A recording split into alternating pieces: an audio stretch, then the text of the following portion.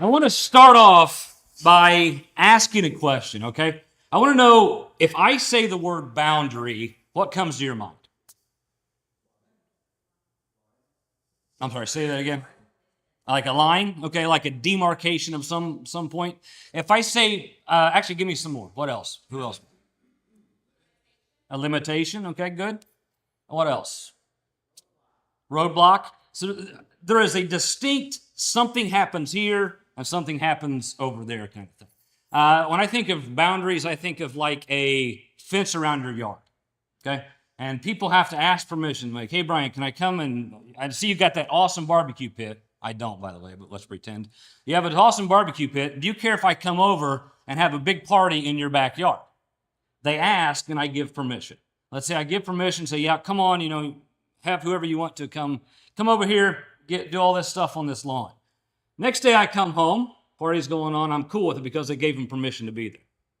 What happens if 2 days later I show up, I get home from work, and there's another party going on in my backyard, and I'm like, wait a second, how'd you guys get in this? Well, you told us that we could go there, so we just figured it was all right.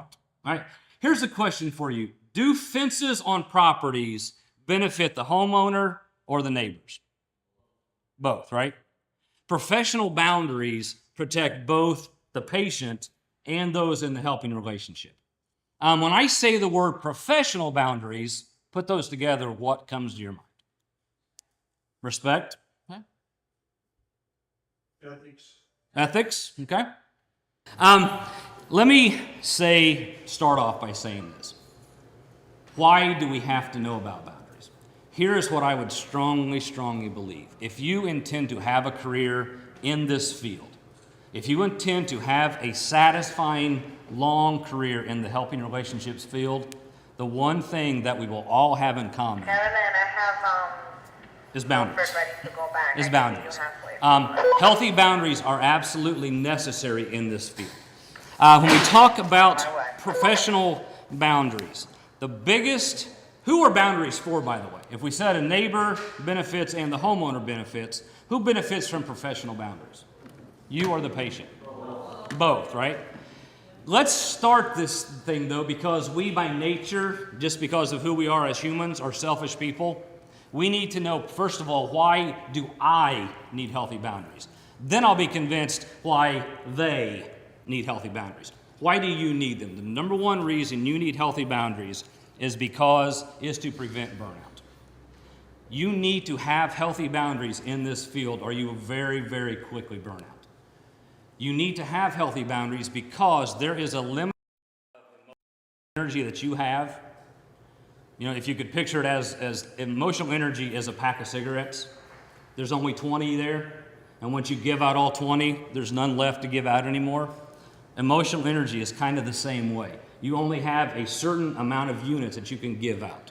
And if you're giving it all out, there's nothing for you. There's nothing for you to get back at. So, in order to avoid burnout, you basically need to have boundaries in place. Boundaries protect you. Boundaries also protect the patients. Who is responsible for putting boundaries in place? It's your responsibility to put the boundaries in place. It is not the patient's responsibility to put boundaries in place. It's your role to make sure that they know what the boundaries are. Why would I say that? Somebody tell me why it's our responsibility is to set the boundaries. Okay, number one, they don't know any better. Why else? Any other reasons you can think of? They're the vulnerable ones being treated. Okay, they're the vulnerable ones. They're the ones being treated. And we are the ones in authority. By nature of having the title of nurse, tech, clinician, therapist, housekeeping, whatever it is, by nature of having a title, you are the one who is in authority. And the one who is in authority is the one responsible to put the boundaries in place. Does that make sense? Okay. Why boundaries? Our primary role here is to help the patients. That is why we are here. We are tools to help the patients get the support and what they need so that they can learn how to live sober, be sober, and to live active, productive lives. Our role is to first do no harm. right? That's kind of, we all have that ethic. First, do no harm. It's our responsibility, therefore, to make sure that the client's rights are respected, that the client's rights are honored, and all of that falls on our shoulders. It's not their responsibility. Even when we talk about something like confidentiality, confidentiality is our responsibility. Understand when you self-disclose, and we'll talk about that in a minute, the patients are not bound by confidentiality. In other words, anything that you tell a patient, they're not bound by any confidentiality. They can post it on Facebook when they leave here. They can put it all over the place. They can put out there and say, my therapist at White Sands is this and this and this, and all of a sudden all the stuff that you thought you were helping connect with that person, all of a sudden everybody out there knows it. It's all through the social media type of stuff with that. The fine line, the question is, what is the fine line between self-disclosing and connecting and not connecting, and the necessity to connect? Basically, if you could picture in your mind a football field, okay? And you kind of have the 100 yards in the middle. We'll kind of call that the zone of helpfulness. One end zone you have over here, and that is like over-involvement. That's not helpful to be overly involved. And you got the other end zone that is like so disconnected that you're not helpful either. There's a big wide range, therefore, of called a zone of helpfulness in my mind. At least that's how my mind works in it. And differing personalities, some may say it's okay to get to the 30-yard line. Some may say it's the 50-yard line. Some may say it's all the way over to the edge. It's based on how you're kind of wired, where you feel like is the best way to do that.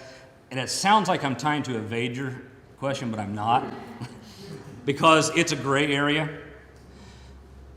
The one driving principle behind when is too much information is when it becomes more about you and less about the client.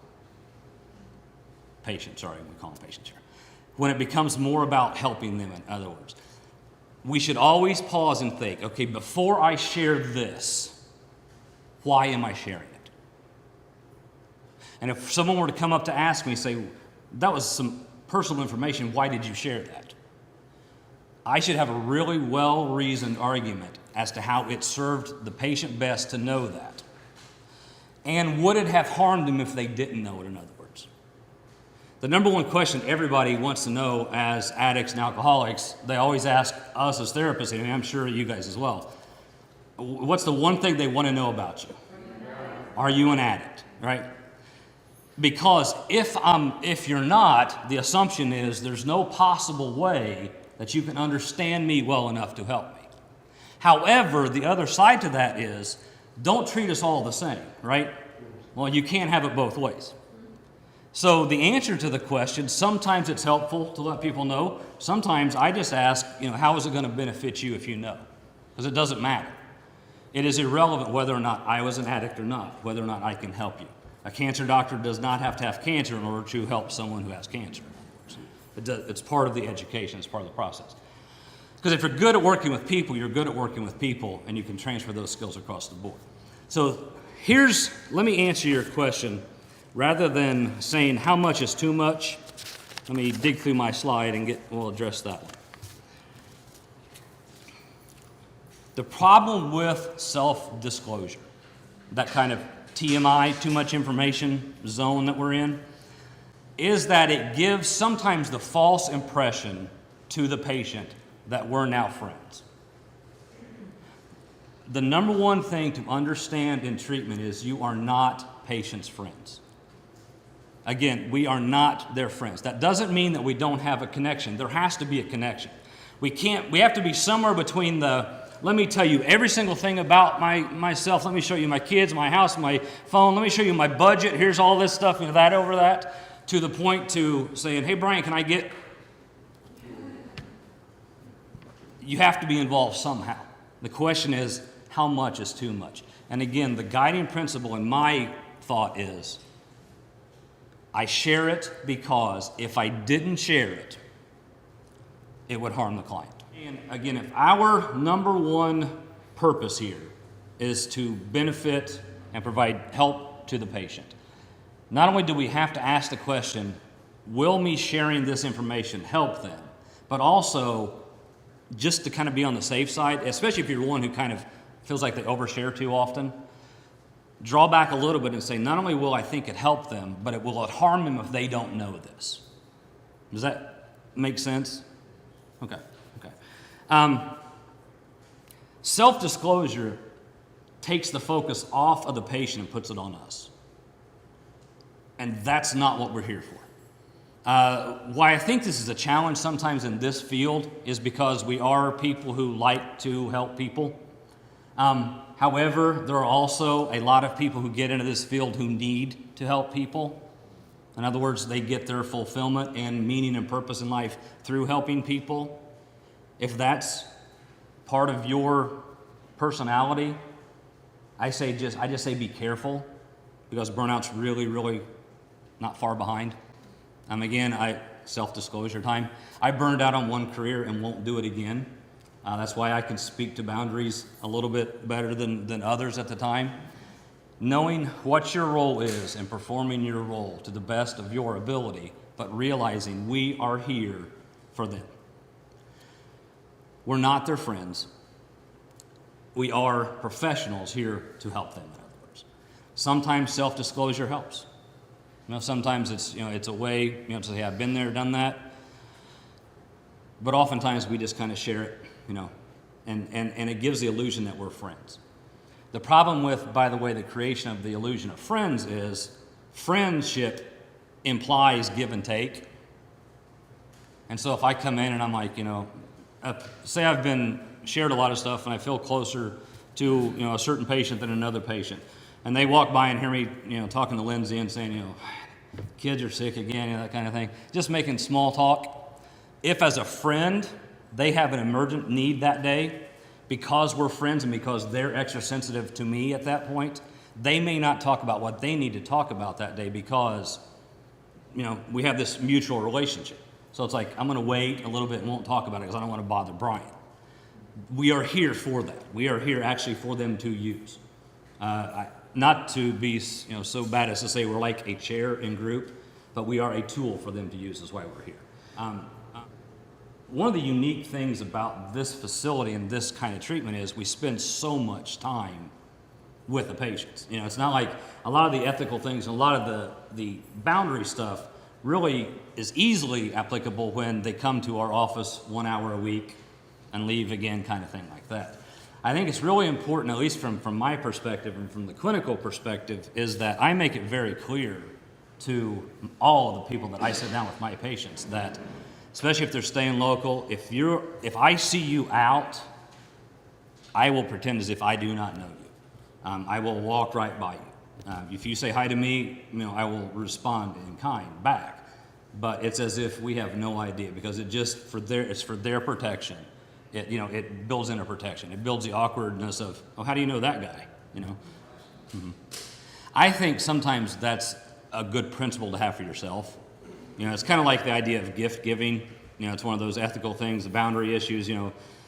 For art therapy or whatever, they make a bracelet and they want to show their gratitude, to give a token of their gratitude in a bracelet or whatever. Ethically, you can't receive high gifts of significant value, I believe is the way it's put. How you define significant value doesn't necessarily have to mean monetary value. Is it like, so to me, that's one of those where I would agree with Phil. My general principle is accept no gifts and just explain it to them. That way you don't have to offend one, because then, you say yes to one and one to another because you think it's worth more than another, then, the smoke pit takes place and all this is happening, and it just, you begin to look like you're showing favoritism, and you don't want that. So, okay. It's touchy, and it may very well possibly hurt their feelings, but it won't harm them. And if there's a chance that it could harm them by receiving the gift, in other words, if they think now we have a different relationship than we had before, and this is my understanding, my opinion, there's greater possibility for harm in receiving the gift than in refusing the gift. Okay. Smoking with the patients, as an example, use that as an example. That gives the impression that we're hanging out. That gives the impression that we are friends, that we have a mutual relationship. We do have a mutual relationship, but it's not an equal relationship.